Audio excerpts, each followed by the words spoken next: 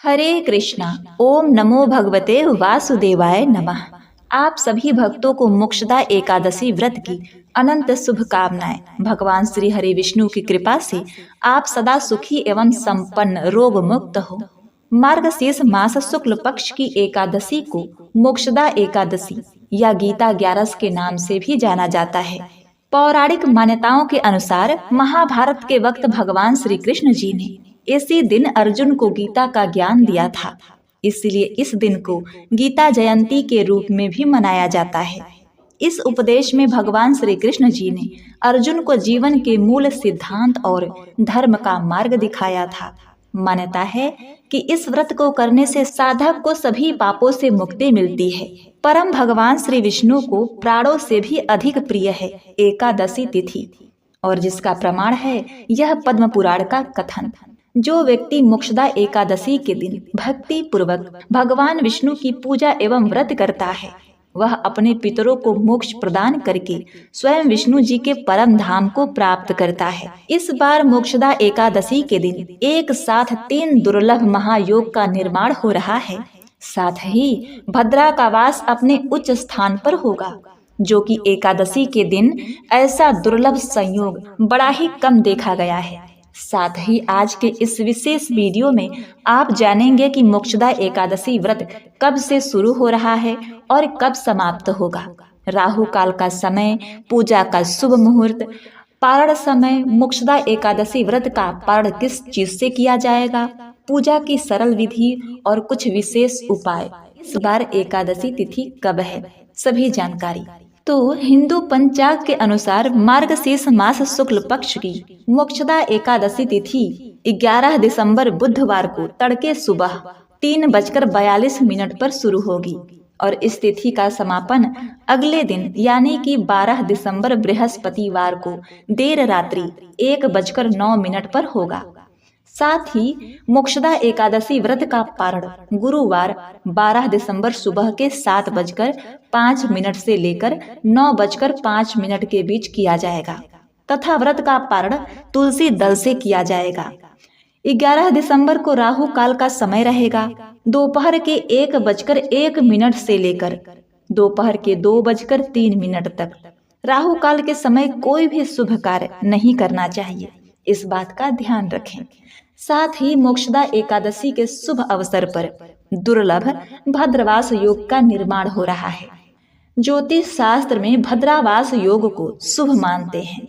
इस योग का निर्माण 11 दिसंबर को दोपहर के 2:27 से हो रहा है। वही भद्रावास योग समाप्त 12 दिसंबर देर रात 1:09 तक होगा। इस योग में भगवान विष्णु की पूजा करने से अक्षय फल की प्राप्ति होगी। 11 दिसंबर बुधवार को ब्रह्म मुहूर्त का समय रहेगा सुबह के 5:26 से लेकर 6:14 तक। प्रातः काल पूजा का मुहूर्त सुबह के 5:42 से लेकर 7:04 तक रहेगा। शाम की पूजा का शुभ मुहूर्त शाम के 5:02 से 6:47 तक रहेगा। तो प्रिय भक्तगणों, इस प्रकार भगवान विष्णु भगवान श्री कृष्ण के दामोदर स्वरूप की पूजा अर्चना करने के बाद मोक्षदा एकादशी व्रत कथा का श्रवण करना चाहिए। प्रकार उदया तिथि के अनुसार इस साल मोक्षदा एकादशी का व्रत 11 दिसंबर 2024 को ही रखा जाएगा। तो इस प्रकार जो भी भक्तगण मोक्षदा एकादशी का व्रत करते हैं, उन्हें चाहिए कि व्रत वाले दिन से एक दिन पहले यानी कि 10वीं तिथि से ही साफ सफाई, बाल धोकर स्नान कर लें और सूर्यास्त होने से पहले ही शाम को भोजन कर लेना चाहिए। उस दिन शुद्ध और सात्विक आहार ग्रहण करना चाहिए। मांस, मदिरा, लहसुन, प्याज आदि चीजों का प्रयोग 10वीं एकादशी और द्वादशी के दिन नहीं करना चाहिए। 10वीं के सूर्यास्त से पहले ही भोजन ग्रहण कर लें। इसके बाद दांतों को अच्छे प्रकार से साफ करके रात्रि ब्रह्मचर्य का पालन करते हुए भगवान विष्णु एकादशी व्रत का स्मरण करते हुए सोना चाहिए। एकादशी की सुबह ब्रह्म मुहूर्त में उठ के नित्य क्रिया से निवृत्त होकर गंगा नदी में या घर के नहाने के पानी में थोड़ा सा गंगा जल मिलाकर स्नान करना चाहिए। यदि आप इस दिन पीला वस्त्र पहने तो अति उत्तम रहेगा। और जो भी व्रत रखने वाले हैं उन्हें व्रत का संकल्प लेना चाहिए कि अगर आप इस व्रत को किसी को अर्पण करना चाहते हैं तो उसके नाम से संकल्प लें और भगवान विष्णु से प्रार्थना करें कि हे भगवान विष्णु, भगवान श्री कृष्ण, आज मैं मोक्षदा एकादशी का व्रत करने जा रहा हूँ या करने जा रही हूँ। इस प्रकार से भगवान से प्रार्थना करें कि वह मेरा व्रत निर्विघ्न पूरा करें और हमें पुण्य फलों की प्राप्ति हो। भगवान विष्णु, भगवान श्री कृष्ण जी को अक्षत नहीं चढ़ाना चाहिए। इस दिन आप अक्षत के जगह काले या सफ़ेद तिल का प्रयोग करिए, यह बड़ा ही उत्तम होगा। भगवान विष्णु, भगवान श्री कृष्ण जी को पीला वस्त्र अर्पित करें और पवित्र जल से याचमन करवाएं। उसके बाद काले तिल अर्पित करें, तुलसी दल अर्पित करें, अनेक प्रकार का नैवेद्य दूध से बने हुए वस्तुओं का भोग लगाएं। भगवान श्री कृष्ण को माखन मिश्री का भोग लगाएं। भगवान श्री विष्णु जी को अनेक प्रकार के ऋतु फल आदि, आम, केला, संतरा, सेब जो भी बने उन्हें अर्पित कीजिए।